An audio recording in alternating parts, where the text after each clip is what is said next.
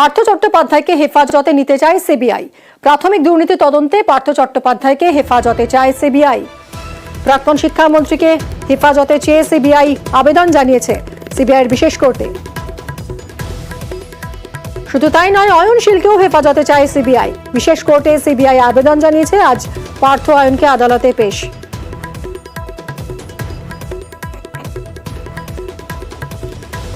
পার্থ চট্টোপাধ্যায়কে হেফাজতে নিতে চায় সিবিআই। প্রাথমিক দুর্নীতি তদন্তে পার্থকে হেফাজতে নিতে প্রাক্তন শিক্ষামন্ত্রীকে হেফাজতে চেয়ে সিবিআই আবেদন জানিয়েছে।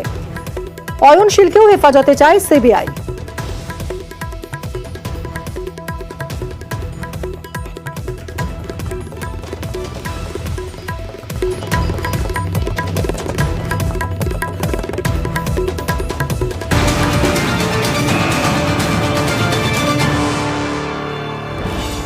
অন্যদিকে সুপ্রিম কোর্টে জামিনের আবেদন জানিয়েছেন পার্থ চট্টোপাধ্যায়। সংশ্লিষ্ট সব পক্ষকে নোটিশ সর্বোচ্চ আদালতের।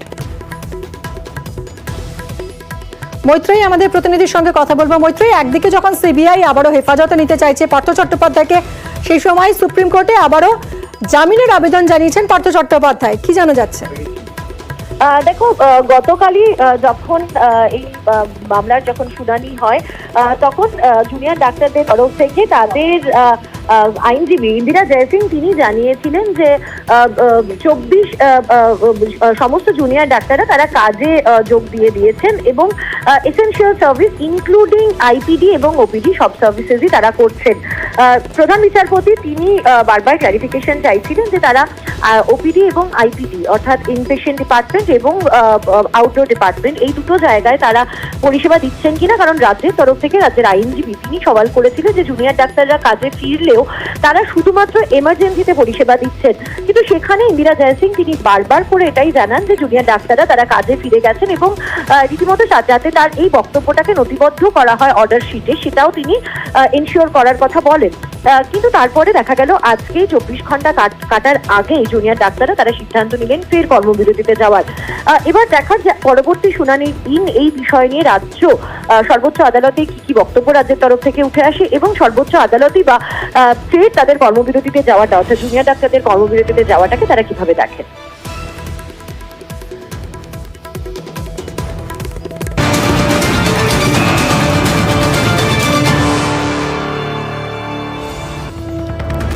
মাওবাদী নেত্রী খোঁজে রাজ্যে এনআইএর অভিযান।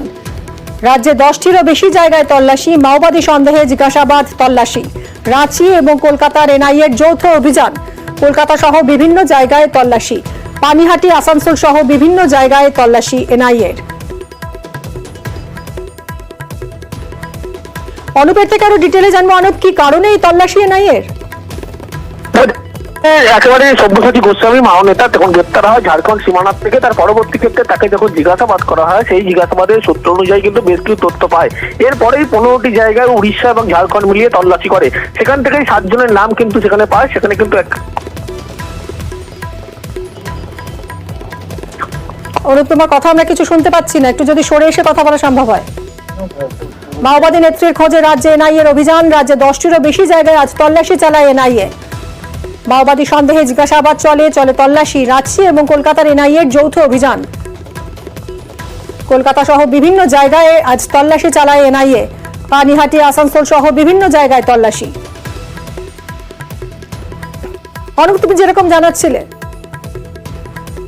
তল্লাশি করা হয়, সেই তল্লাশির পরবর্তী ক্ষেত্রে যে 7 জনের নাম পায় তার মধ্যে নির্মলা বিশ্বাস বাসিন্দা মাও নেত্রী তার নাম উঠে আসে এবং একাধিক হ্যান্ডলারের মাধ্যমে কিন্তু সেই একেবারে পরবর্তী দায়িত্ব অনুযায়ী একেবারে কাজ সামলাচ্ছিলেন। এই সমস্ত তথ্য যখনই পায় তারপরেই কিন্তু আজকে এনআইএ এর পক্ষ থেকে এই তল্লাশি অভিযান শুরু করা হয়। সব মিলে 12টি জায়গায় যেমন তল্লাশি করা হচ্ছে, তার মধ্যে ঝাড়খণ্ডেও বেশ কিছু তল্লাশি করা হচ্ছে। কলকাতা, নেতাজিনগর, অন্যদিকে বেহালা, পাশাপাশি হাওড়া এবং মহেশতলা এলাকা, এই সমস্ত এলাকা, পানিহাটির পাশাপাশি আসানসোল, প্রত্যেকটি জায়গায় এর মধ্যে তল্লাশি যেমন করা হচ্ছে এবং তল্লাশির একটাই কারণ সেখান থেকে একজন হ্যান্ডলারের নাম কিন্তু ইতিমধ্যেই উঠে এসেছে, যে কিন্তু একেবারে পানিহাটির বাসিন্দা শিবরা চক্রবর্তী। ইতিমধ্যেই তার গোটা বিষয় যেমন খতিয়ে দেখা হচ্ছে প্রত্যেকটি জায়গায়। এই তল্লাশি অভিযান কিন্তু এখনো জারি রয়েছে এবং সর্বশেষ বলা চলে এই মুহূর্তে এখনো পর্যন্ত এনআইএর পক্ষ থেকে গোটা এই যে তল্লাশি অভিযান, সেই তল্লাশি অভিযান কিন্তু ইতিমধ্যেই জারি রয়েছে। ধন্যবাদ অনুপ।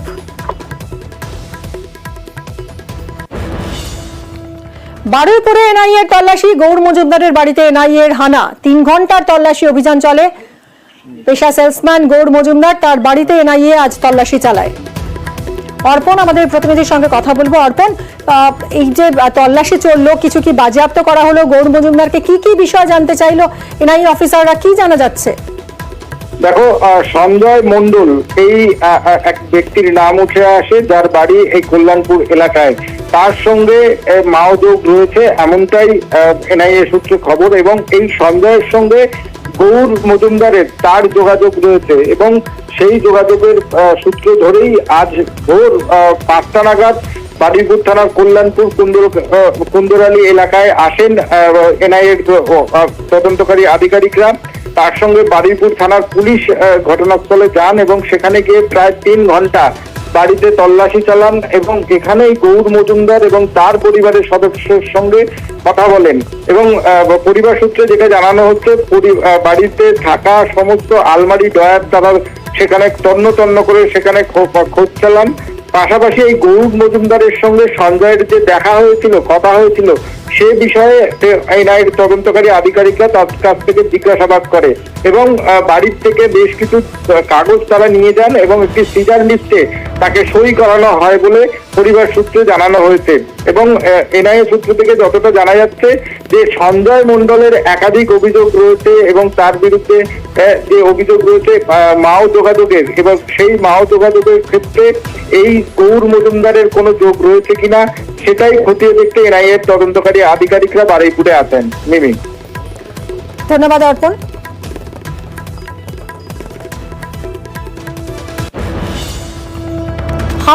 হাওড়ার চ্যাটার্জি হাটেও এনআইএ তল্লাশি। মৌলানা আজাদ কলেজের পড়ুয়ার খোঁজে তল্লাশি চলে। দেবাশিস আমাদের প্রতিনিধির থেকে ডিটেলে জানবো। দেবাশিস, ঠিক কি হলো? যতক্ষণ ধরে তল্লাশি চললো, কি খুঁজলেন এনআইএ আধিকারিকরা? দেখো, অবশ্যই আমাদের পশ্চিমবঙ্গ এবং রাঁচি সহ বেশ কিছু জায়গায় মাওবাদী চোখ সন্দেহে বা মাওবাদীদের সাহায্যকারী মানুষজনদের বাড়িতে তারা কিন্তু তল্লাশি চালাচ্ছে। বিভিন্ন জায়গার সাথে সাথে হাওড়া চ্যাটার্জি আর থানার অন্তর্গত কেদার ভট্টাচার্য রোড, সেখানেও কিন্তু আজকে এনআইএর আধিকারিকরা সেখানে ভোর 5টা সাড়ে 5টার সময় আসে। মূলত মৌলানা আজাদ কলেজের বাণিজ্য বিভাগের ছাত্র 3 বছর আগে সে বাড়ি ছেড়ে চলে যায়। সিদ্ধু সত্তা রায়, তার বাড়িতেই কিন্তু আজকে তল্লাশি চালানো হয়, এবং তল্লাশিতে অবশ্যই এনআইএর তরফ থেকে কিছু পায়নি বলেই তারা দাবি করেছেন, এবং তাদের পরিবারও দাবি করছেন। এনআইএ একটি নির্দিষ্ট সার্চিং ওয়ারেন্ট নিয়ে এসে তারা কিন্তু তদন্ত করে। তবে তার পরিবার অর্থাৎ সিদ্ধ সত্তার পরিবার বা তার বাবা সেটা জানিয়েছে যে সিদ্ধ সত্তা পড়াশোনা করাকালীন তিনি কিন্তু বাড়ি থেকে পালিয়ে যায়, এবং মাঝে মাঝে তিনি এলেও রাত 12টা, কখনো রাত 1টা এবং কখনো রাত 10টায় আসে, এবং পরের দিন ভোর হতে সে কিন্তু চলে যায়। ফলে তারা কে কোথায় যায়, কাদের সঙ্গে যোগাযোগ রাখে, সেই বিষয়ে কোনো রকম তথ্য তার পরিবারের তরফ থেকে দিতে পারেনি। তবে এনআইএর তরফ থেকে জানানো হয়েছে সিদ্ধ সত্তা বাড়ি ফিরলেই যেন এনআইএ আধিকারিকদের জানানো হয়। ফলে পরবর্তীকালে ফের এনআইএ আবার নতুন করে এই বাড়িতে তল্লাশি চালাতে পারে বলে মনে করা হচ্ছে। ধন্যবাদ দেবাশিস।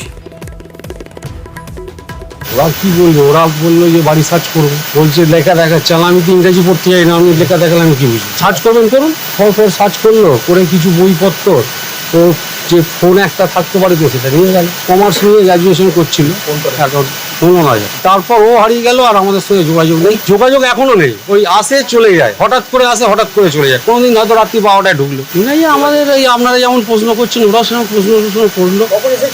6টা, সাড়ে 5টা, 6টা। পানিহাটিতেও আজ সাত সকালে হাজির এনআইএ টিম। পানিহাটির পল্লীশ্রীতে একটি বাড়িতে তল্লাশি চালান তারা। মাওবাদী সংগঠনের সঙ্গে যুক্ত থাকার অভিযোগ। আরো ডিটেলে জানবো সুবীরের কাছ থেকে। সুবীর, পল্লীশ্রী এলাকায় কিন্তু এনআইএর আধিকারিকের 4 সদস্যের প্রতিনিধি দল কিন্তু তারা কিন্তু এসেছিলেন, এবং শিপ্রা চক্রবর্তী বলে একজন মহিলা, তার বাড়িতে কিন্তু তারা অভিযান চালিয়েছে, জিজ্ঞাসাবাদ করেছেন। 5 ঘন্টা পরে তারা বেরিয়ে চলে গিয়েছেন, এবং শিপ্রা চক্রবর্তী তিনি জানিয়েছেন যে তাকে সেই জায়গা থেকে জেরা করা হয়েছে, এবং 2022 সালে মাওবাদী নেতা গ্রেপ্তার হয়েছিলেন, সেই জায়গাতে সেই এফআইআর এর তার নাম ছিল, এবং সেই জায়গা থেকে কিন্তু তাকে বলা হয়েছে যে রাঁচিতে এনআইএ দপ্তরে গিয়ে কিন্তু তাকে তদন্তের জন্য তাকে কিন্তু যেতে হবে এবং সেই জায়গা থেকে তিনি জানিয়েছেন যে তদন্তের সহযোগিতার জন্য তিনি যাবেন এবং সেই জায়গা থেকে তিনি এটাও বলেছেন অধিকার বলে একটি সংগঠন, সেই সংগঠনে তিনি কাজ করতেন বেশ কয়েক বছর আগে তিনি কাজ করতেন এবং সেই কাজ করার পরে কিন্তু এখন তিনি সেই জায়গাতে সেই সংগঠনে তিনি কাজ করেন না, কিন্তু তদন্তের জন্য যদি তাকে যেতে হয় সেই জায়গা থেকে কিন্তু তিনি রাজিতে যাবেন এবং গিয়ে তদন্তে সহযোগিতা করবেন। ধন্যবাদ শিবির। এটা হচ্ছে এনআইএ থেকে, আপনার রাঁচি থেকে এসছে। এটা প্রশান্ত বসু যে 2022 সালে অ্যারেস্ট হয়েছিলেন, সেই যে কেসটা হয়েছে সেই কেসটাতে ইনভেস্টিগেশন প্রসেসে ওনারা আমাকে যুক্ত করেছেন, সাসপেক্ট করছেন, সার্চ করেছে। ওরা একটা অন্য নাম বলেছে যা আমার জানার বাইরে, মানে আমি বিলকুল আমি সেই নাম জানি না। আমাকে রাঁচিতে যেতে বলেছেন, একটা ডেট করে নেবেন। এনআইএ অভিযান হয় আজ চাকদাতেও। ওয়ান্টেড মাওবাদী নেত্রী নির্মলা বিশ্বাসের খোঁজে এনআইএ টিম আজ দিকে দিকে পৌঁছে যায়। সিদ্ধেশ্বর বিশ্বাস নামে এক ব্যক্তিকে চাকদা থানায় নিয়ে গিয়ে জিজ্ঞাসাবাদ করা হয়। রঞ্জিত আরো আমাদের প্রতিনিধি আরো বিস্তারিত জানাতে পারবেন। রঞ্জিত, কি জানা যাচ্ছে, কেন জিজ্ঞাসাবাদ করা হলো এই ব্যক্তিকে? দেখো, নির্মলা বিশ্বাস নামে মাওবাদী নেত্রীকে তাকে দীর্ঘদিন ধরেই এনআইএ খোঁজ করছিল এবং এর আগেও কিন্তু তার বিরুদ্ধে এখানে পোস্টারও পড়ে কালীপুর এলাকায়। আজ ভোরবেলায় কিন্তু এনআইএ একটি দল, তারা কিন্তু মদনপুর, চাকদা থানার মদনপুর এলাকায় আসেন এবং সেখানে এসে তারা সিদ্ধেশ্বর বিশ্বাস নামে একজনকে তারা জিজ্ঞাসাবাদ শুরু করে কিছুক্ষণ বাড়িতে জিজ্ঞাসাবাদ করার পরে তল্লাশি চালায় এবং পরবর্তীতে চাকদা থানায় নিয়ে গিয়ে দীর্ঘক্ষণ তাকে জিজ্ঞাসাবাদ করা হয়। তারপরে জানতে পারা যাচ্ছে একটি মামলা, রাঁচির একটি মামলাতে তার নাম রয়েছে, তার পরিপ্রেক্ষিতে তাকে নোটিশ দেয় এনআইএর পক্ষ থেকে এবং পরবর্তী সময় তাকে সেখানে হাজির হওয়ার কথা বলা হয়। দীর্ঘক্ষণ কিন্তু তার বাড়িতে ছিলেন এবং পরবর্তী সময়ে এনআইএ টিম তাকে নিয়ে চাকদা থানায় যায় এবং পরবর্তী সময় জিজ্ঞাসাবাদ করে ছেড়ে দেয়। ধন্যবাদ রঞ্জিত।